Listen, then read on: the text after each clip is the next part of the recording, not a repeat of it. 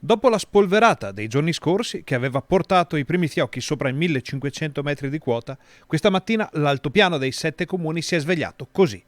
Paesi imbiancati e un paesaggio da fiaba che sembra voler dare il via a una stagione turistica invernale sulla quale tutto l'altopiano conta moltissimo per uscire in modo definitivo dalla crisi degli ultimi mesi.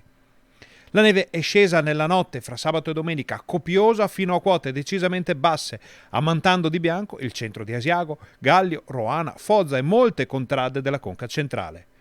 Nella piana di Marcesine e sulle vette del comprensorio altopianese si sono depositati parecchi centimetri di neve, che potrebbe essere consolidata dall'abbassamento delle temperature previsto nelle prossime ore. Attirato dallo scenario da cartolina, il pubblico delle grandi occasioni è tornato nei paesi e nelle aree più facilmente raggiungibili per godersi lo spettacolo.